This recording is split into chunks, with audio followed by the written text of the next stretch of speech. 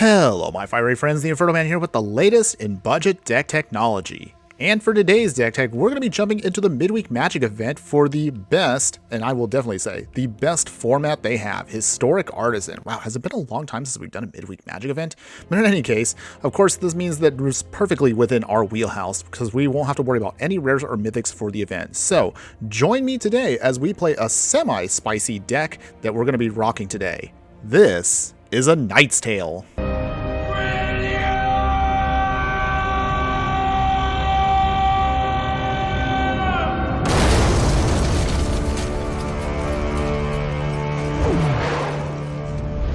But before we continue, if you do like any of the content that I do, please like, follow, and subscribe wherever you watch the content so you don't miss out on any of the gameplay, booster pack openings, deck decks, and so much more. But as always, before we have to jump into it, we have to talk about the stats of the deck as always. So we're looking at a 36 creature heavy deck. We are playing, wow, actually that's a lot of creatures. We're playing, of course, a color set of white, blue, black, and red. 4 colors, I know. It's spicy, but it does work, trust me.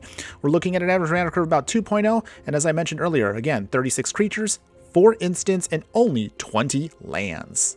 So our game plan today is super simple. Throw out a bunch of knights and just get super aggro against our opponent to get to victory. Now, I know you may be thinking right now, Infernoman, if that's the game plan, why am I bothering with knights when something more consistent like, say, I don't know, elves or goblins can do the job but better? Good question. Well, I'm glad you asked. Believe it or not, I actually believe that Knights as of 2023 now have enough pieces, even at a budget level, to be super awesome, and also it differentiates itself because of the fact that we actually have just enough support. We can also be super greedy with our creatures. You're about to see right now what I mean by that. So, starting in the 1-drop slot, we have Dauntless Bodyguard, you have Foulmire Knight, and you have Weaselback Redcap. These are great aggro plans in the early part of the game. With Dauntless Bodyguard, it's a defensive thing where also you can sacrifice it to give another chosen creature indestructible until turn. Keep in mind, of course, this only will work if you already have another creature out. Foulmire Knight here has the adventure ability, so you can draw a card and lose 1 life if you need to before you actually cast it as a 1/1 Death Toucher.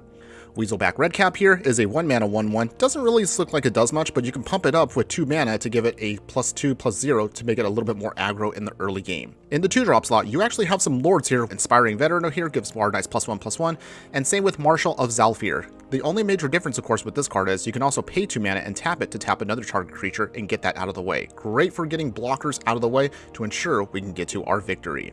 Our other unique abilities are Corpse Knight here, where another creature enters the battlefield, we can drain our opponent by making them lose 1 life. And then with Smitten Swordmaster here, one of actually our only finishers, so we only need 1 copy of it. It's a 2/1 lifelinker, which doesn't seem like it does much, but it's also secondary ability here. The sorcery aside, Curry Favor allows us to then gain some life and then make our opponent lose life, where X is the number of knights we control. Great way to close out the game if you are having to gum up the board. In the 3-drop slot, you have Ardenvale Tactician, you have Belle of the Brawl, and Imodane's Recruiter. These cards provide us with also a little bit of unique versatility. With Ardenvale Tactician, another adventure creature, which also has the ability to tap down 2 target creatures, or you can bring it down as a 2/3 flyer. Belle of the Brawl here allows us to then get a little bit of pump, as long as of course we're attacking. It's a 3/2 menacer, but also will give our knights +1/+0 until end of turn.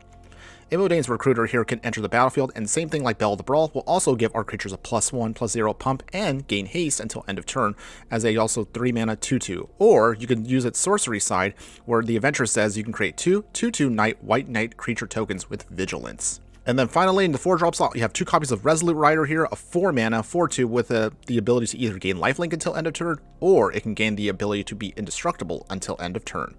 And then finally, to round out the whole package, you have the legendary Tori D'Avant Fury Rider. This 3/3 human knight has Vigilance and Trample, and it reads, whenever the Fury Rider attacks, all other attacking creatures you control get +1/+1 until end of turn. Other red attacking creatures you control gain Trample until end of turn. Untap each other white attacking creature token you control. Whew, that actually does a lot as an uncommon, but it's actually pretty solid for us. As far as your only other non-creature spell in the deck that isn't an adventure, it's going to be Fatal Push here. Great for us because this card is awesome for the aggro plan that we have, and of course it just can get bigger things out of the way in case if anything else dies. Goes actually synergistically well with Dauntless Bodyguard. As far as your mana base is concerned, this is where things get a little bit hodgepodgey, but trust me when I say it actually does work. So you have 3 plains, you have 3 swamps, and a mountain here, and then use an Evolving Wilds, of course, to fix our actual mana to get out maybe that single mountain we may need in a pinch, the swamp, or the plains. This may seem a little weird to do this, but the only reason I'm going to suggest doing this, of course, is this is to ensure that if you have to use the adventure side of any one of your creatures, you'll have exactly the mana you need, but you really only just need the single Evolving Wilds. As far as the creature lands themselves, you have Unclaimed Territory and you have Secluded Courtyard. All you have to do, of course, is just name knights, and these will fix your mana perfectly. The only, again, thing I'm just going to remind you with this is, remember that while these allow you to then utilize your knights as creatures, these will not help you with the adventure side. So keep that in mind when you do cast these cards. As far as your other unique mana, you have also Tournament Grounds here, which allows us, of course, to play everything with the exception, of course, of Marshal of Zhalfir. The only way you're going to be able to cast the Marshal, of course, is with your Unclaimed Territory or your Secluded Courtyards. So bold strategy, Cotton. Let's see if it pays off. As far as strategy to the deck, it's as simple as can be. I know that obviously doesn't really say much because you've already seen what we're capable of doing. But as soon as you can start overwhelming your opponent with your lords and your other creatures, most likely your opponent won't have enough spot removal to take down everything. Having said that, of course, you are still going to be weak to that spot removal because if they can take away your lords, like your Inspiring Veterans, your Marshals of Zhalfir, you will, of course, have a little bit of struggle with the deck. However, there is, of course, a bit of depth to the strategy. As I mentioned earlier, you can utilize in the early game your Weaselback Redcap to start pumping it up to do some more damage on its own. You can use your Foulmire Knights and your other adventure cards to then either flood the board with some tokens, like that Imodan Recruiter. You can use the tempo play that Ardenvale Tactician provides by tapping things down, same with the Marshal of Zhalfir. Remember that, again, you only have one set of spot removal and Fatal Push, so save those until you absolutely have to get something out of the way that you just couldn't tap down.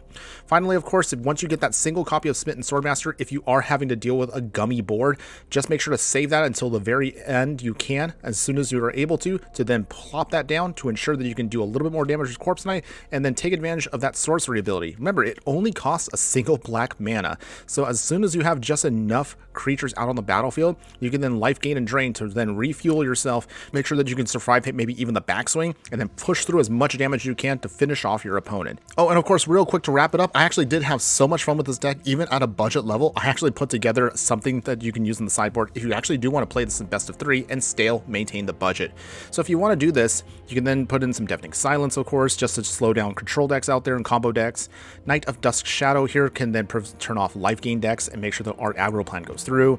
Your other sideboard options will be Tormod's Crypt for Graveyard Hate, Fragmentize for artifacts and enchantments, an extra copy of Smitten Swordmaster and Corpse Knight if you want to just go more of the burn package, and then finally a little bit of spice here in Bartolomeo de Presidio. This 2-mana Vampire Knight allows us, of course, to sacrifice anything that we have on the battlefield to put +1/+1 counters on it. Great way, of course, to make sure that you have some kind of giant go tall strategy instead of a go wide strategy, and ensure that you can get to victory in a second way. Or maybe if you all out there want to see a 5-color budget version of Knight Tribal, be sure to let me know in the comments below, and I would love to hear from you. Otherwise, my only other final thing I want to say is if you are a fan of creature decks out there, if you're a fan of knights in general, if you're a fan of aggro plans, but maybe you want to just try something that's completely different from the usual goblin plans out there and elf plans and other warriors, soldiers out there, definitely give this 4-color Knight pile a try. And I assure you, even if you play it on a budget for just the Midweek Magic event, you'll have a lot of fun doing so. You'll be actually surprised as to what knights are now capable of, and I assure you, you will definitely not be disappointed.